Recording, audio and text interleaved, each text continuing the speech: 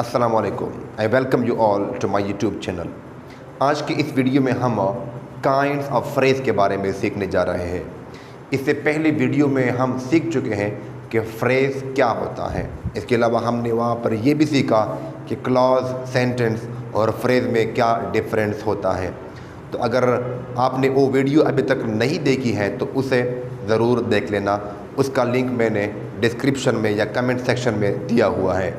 तो आज के इस वीडियो में हम सीखने जा रहे हैं कि फ्रेज़ के कितने काइंड्स होते हैं और ये कौन कौन से हैं। तो आओ इस वीडियो का हम बाकायदगी से शुरू करते हैं। हमारे पास पहला है नाउन फ्रेज़। हम सीखेंगे कि ये नाउन फ्रेज़ क्या होता है। इसके अलावा एडजेक्टिव फ्रेज़ ये क्या होता है, what is adverb phrase, prepositional phrase and in the same way what is a verb phrase. ये सब के सब हम इंतहाई ईजी तरीके से सीखने जा रहे हैं। तो सबसे पहले हम देखते हैं कि नाउन फ्रेज़। नाउन फ्रेज़ क्या होता है। Noun phrase is a group of words. ये अल्फाज का एक मजमुआ होता है which acts as a noun, लेकिन ये काम करता है नाउन का, राइट। यानी कि ये ग्रुप ऑफ वर्ड्स तो होते हैं लेकिन ये क्या काम करते हैं, ये काम करता है नाउन का। फॉर एग्ज़ाम्पल आप इस जुमले में यहाँ पर देख सकते हैं या इस फ्रेज़ में यहाँ पर देख सकते हैं मोटिवेशनल बुक्स। तो बुक्स यहाँ पर एक नाउन है, इसके साथ एडजेक्टिव लगा हुआ है मोटिवेशनल। तो इस सेंटेंस को अगर मैं इस तरह लिखूँ कि आई लाइक बुक्स, तो यहाँ पर आप स्क्रीन पर देख सकते हो आई लाइक बुक्स। यहाँ पर बुक्स सिर्फ एक ही वर्ड है, यानी कि यहाँ पर ये नाउन है, राइट। लेकिन अगर इस जुमले को मैं इस तरह लिख लूँ I like motivational books, okay, तो यहाँ पर मोटिवेशनल बुक्स ये उसी नाउन का काम कर रहा है, लेकिन यहाँ पर ये एक वर्ड नहीं है, इसे हम नाउन नहीं कह सकते। यहाँ पर ये दो वर्ड्स हैं, यानी कि ग्रुप ऑफ वर्ड्स हैं, लेकिन काम कर रहे हैं किस चीज़ का, एक नाउन का। तो इसे हम कहते हैं नाउन फ्रेज़, ओके। हमारे पास जो सेकंड है वो है द हार्ड वर्किंग स्टूडेंट। अगर मैं इस तरह कह दूं कि अली वन द प्राइज़, तो अली यहाँ पर सिंगुलर एक नाउन है, राइट। लेकिन अगर मैं इसकी जगह पर ये लिख लूँ hard working student won the prize, तो अली की जगह पर मैंने ग्रुप ऑफ वर्ड्स लिख लिया the hard working student won the prize, okay. तो यहाँ पर जो द हार्ड वर्किंग स्टूडेंट है ये ग्रुप ऑफ वर्ड्स है, लेकिन काम कर रहा है किस चीज़ का, काम कर रहा है ये नाउन का। तो इसे हम कहते हैं नाउन फ्रेज़। अगर आप सेंटेंस में नाउन मालूम करना चाहते हैं या फिर नाउन फ्रेज़ मालूम करना चाहते हैं, राइट, तो उसके लिए आप ये क्वेश्चन पूछ सकते हैं। इनकी मदद से आप आसानी से नाउन फ्रेज़ या फिर नाउन को सेंटेंस में मालूम कर सकते हैं, okay. For example who won the prize, the hard working student won the prize, okay. I like what, I like motivational books। तो इन सवालों का जो भी आपको जवाब आपके पास आएगा तो या तो वो नाउन होगा अगर ये एक ही वर्ड हो, और अगर ये ग्रुप ऑफ वर्ड्स हो तो फिर ये नाउन फ्रेज़ होगा। ये सवाल बहुत ही अहम है। तो इसके बाद हम आगे बढ़ते हैं और देखते हैं कि एडजेक्टिव फ्रेज़ क्या होता है। Adjective phrase group of words होते हैं, राइट, लेकिन ये काम करते हैं जुमले में एक एडजेक्टिव का। अब एडजेक्टिव क्या होता है, अगर आपको ये नहीं मालूम कि एडजेक्टिव असल में क्या होता है, क्या काम करता है, तो फिर ज़ाहिर है कि आपको फिर एडजेक्टिव फ्रेज़ का भी मतलब समझ में नहीं आएगा। तो इसे समझने से पहले आपको एडजेक्टिव को समझना इंतहाई आपके लिए ज़रूरी है। उसका भी मैंने एक वीडियो बनाई है, तो उसे भी आप देख सकते हैं, लिंक में वहाँ पर यानी कि कमेंट सेक्शन या फिर डिस्क्रिप्शन में दे दूँगा। तो adjective phrase group of words होते हैं लेकिन काम करते हैं एक एडजेक्टिव का। फॉर एग्ज़ाम्पल यहाँ पर जो हमारे पास एक वर्ड है वेल्थी मैन, ओके। अगर मैं इसको एक सेंटेंस में इस्तेमाल कर लूँ he is a wealthy man, okay, तो वेल्थी यहाँ पर एक वर्ड है, एक एडजेक्टिव है जो कि मेन नाउन को क्वालिफाई कर रहा है, इसको डिस्क्राइब कर रहा है। लेकिन अगर मैं इसे इस तरह कहूँ he is a man of great wealth, okay, तो यहाँ पर जो ऑफ ग्रेट वेल्थ है, ये अब ग्रुप ऑफ वर्ड्स हो गया और इसी नाउन यानी कि मेन को डिस्क्राइब कर रहा है, मेन को क्वालिफाई कर रहा है। ओके, इसकी क्वालिटी हमें बता रहा है। तो यहाँ पर ये ग्रुप ऑफ वर्ड्स है, राइट, ये एक नाउन मेन को डिस्क्राइब कर रहा है। ओके, यानी ग्रुप ऑफ वर्ड्स है लेकिन काम कर रहे हैं एक एडजेक्टिव का, तो इसलिए हम इसे कहते हैं एडजेक्टिव फ्रेज। ओके, सेकंड हमारे पास सेंटेंस है बिल्ट ऑफ स्टोन। अगर मैं इस जुमले को इस तरह लिख लूँ, ही is living in a stone house, right, तो एक स्टोन हाउस जो है, यहाँ पर स्टोन यहाँ पर एक एडजेक्टिव का काम कर रहा है। ओके, लेकिन अगर मैं ये लिख लो ही is living in a house built of stone, तो बिल्ट ऑफ स्टोन यहाँ पर ये ग्रुप ऑफ वर्ड्स है लेकिन काम कर रहा है ये यहाँ पर एडजेक्टिव का, और ये यहाँ पर हाउस को डिस्क्राइब कर रहे हैं, हाउस को मॉडिफाई कर रहा है, राइट। तो ग्रुप ऑफ वर्ड्स जो काम करे एडजेक्टिव का, उसे फिर हम एडजेक्टिव फ्रेज कहते हैं। अगर आप सेंटेंस में एडजेक्टिव फ्रेज को या फिर सिंपल एडजेक्टिव को मालूम करना चाहते हैं तो उसके लिए फिर आप ये क्वेश्चन पूछ सकते हैं, विच मतलब कौन सा, व्हाट काइंड ऑफ किस किस्म का, हाउ मेनी या हाउ मच, हाउ मेनी या हाउ मच, ये चार क्वेश्चन आप पूछकर एडजेक्टिव फ्रेज के बारे में या फिर एडजेक्टिव के बारे में मालूम कर सकते हैं। ओके, तो उम्मीद करता हूँ ये आपको समझ में आया होगा।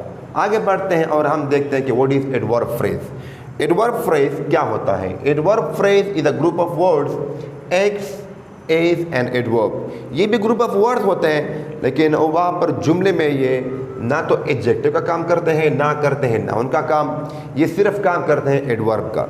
अब एडवर्ब का क्या काम होता है जुमले में, अगर आपको अभी तक ये नहीं पता तो फिर आप इसे भी नहीं सीख सकते। एडवर्ब के ऊपर भी मैंने एक डिटेल्ड वीडियो बनाई है, आप अगर चाहें तो उसे भी देख सकते हैं, लिंक वहाँ पर डिस्क्रिप्शन में इसका मौजूद है, राइट। तो ये भी ग्रुप ऑफ वर्ड्स होते हैं लेकिन काम करते हैं एडवर्ब का।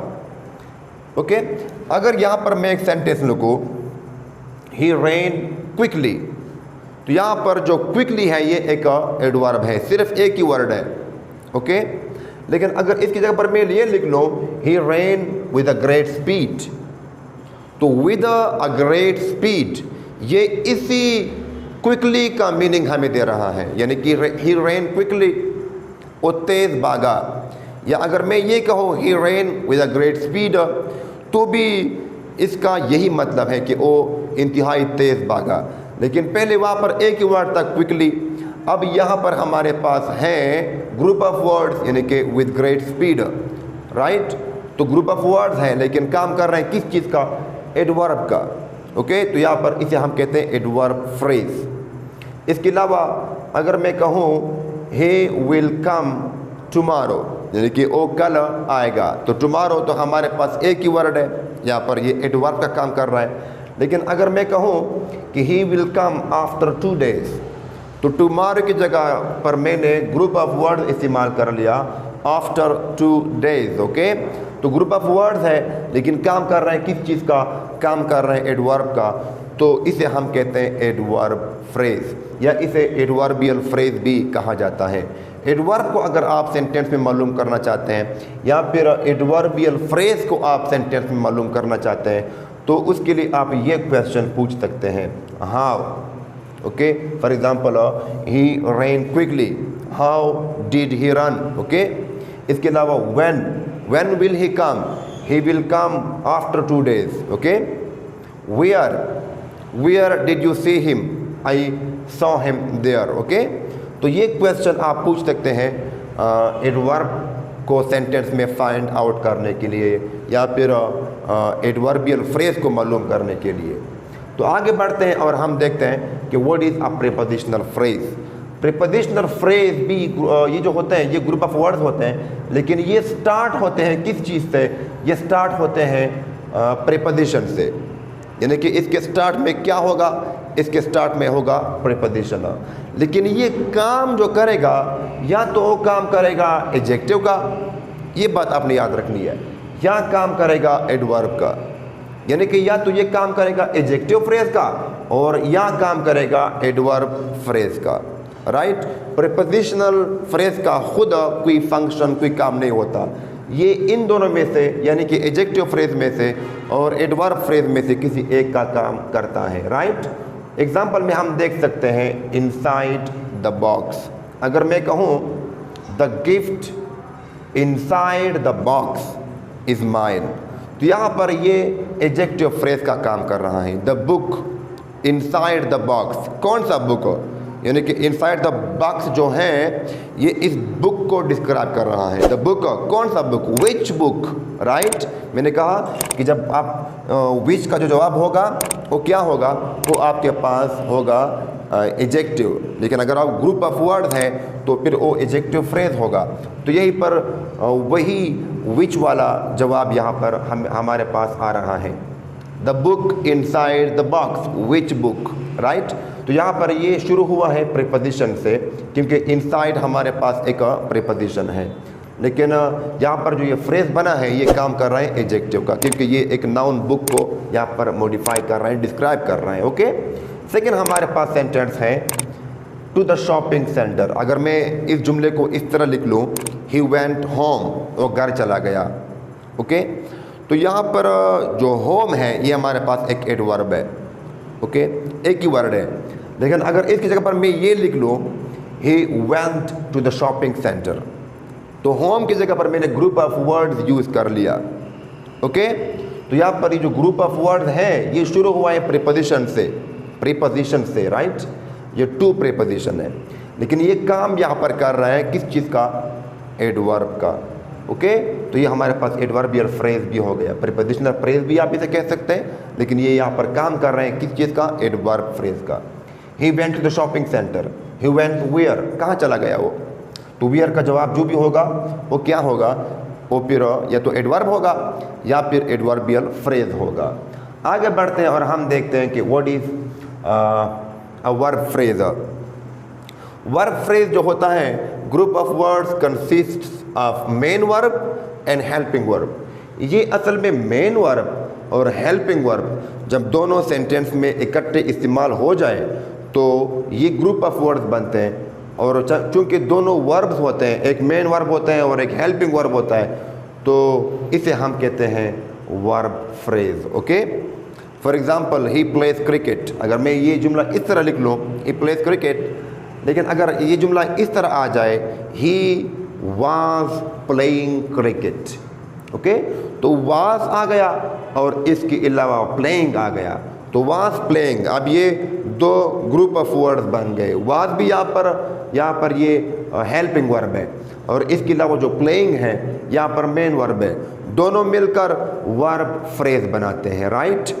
इसके अलावा हमारे पास जो है शी ईट्स एप्पल्स, ओके। तो यहाँ पर ईट्स हमारे पास सिंगुलर एक वर्ब है, ओके।